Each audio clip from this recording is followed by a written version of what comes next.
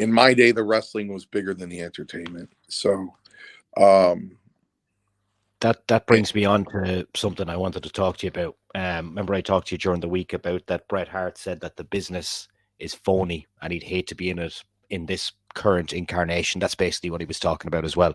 He well, said fights. He said fights were fights back in his day. yeah. I mean,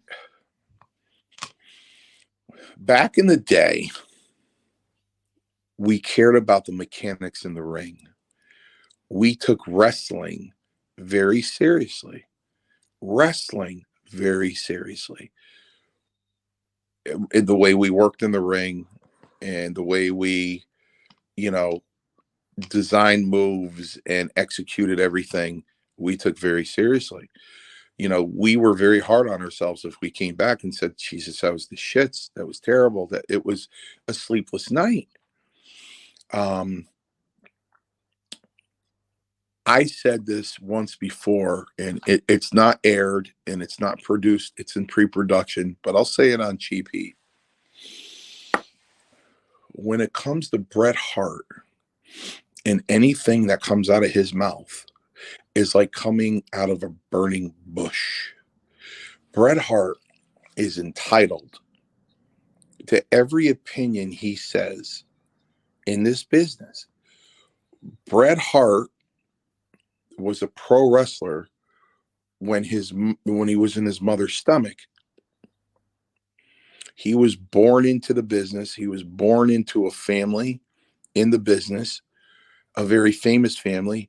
It is practically one of the royal families of professional wrestling, Yep. along with the Samoan dynasty, right? Right, and you have the Hart family. Okay, so as far as I'm concerned, Bret is the authority on the business. He's the authority. Whatever comes out of his mouth is right. And what kills me is people criticize Bret. And it's really funny because if if these people were alive today, if Ted Williams had a comment about Aaron Judge or Joe DiMaggio had a comment about a particular baseball player, people would really listen to that because my God, well, that's the opinion of Ted Williams or Joe DiMaggio, two of the greatest hitters in the history of baseball. Well, isn't Bret Hart one of the greatest wrestlers that ever entered the ring? Yeah, he is. So how come you don't listen to him? Well, because Bret, believes his own hype, and his house looks like a museum, of his career. Yeah, I'm sorry, the guy's not proud. The guy's not proud. Number one, proud of his career. Number two, misses it like hell. You know what I mean? Like all the rest of us in our 50s, late 50s, or the guys in their early 60s, their heart and their head want to do it. They want to do it, but their Yeah. body says you can't. You can't. And in Bret's case, a long time ago, his insurance company said he can't. So Yeah, uh, that injury, that bad. yeah, He got a very bad injury from Bill Goldberg from a kick to the head, and right, that kind of finished him. right. So you know, Oh, he's gone again. The Undertaker's got him. yeah, Bret Hart is the Joe DiMaggio. He is the Babe Ruth. Well, as far as Babe Ruth, people call Hogan that because of where he took the business, but Bret Hart is the Joe DiMaggio. He is the Ted Williams. He's the Ty Cobb. You know what I mean? He's it.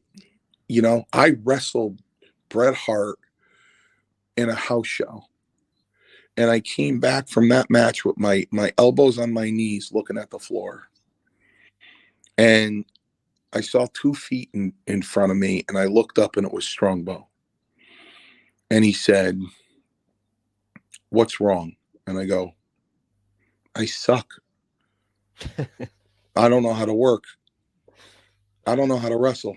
He goes, "What are you, crazy?" He goes, "You're a very good wrestler, man." See, I go, "No, I'm not. I suck. I did 12 minutes with Bret Hart. All he, this is the truth on my kids.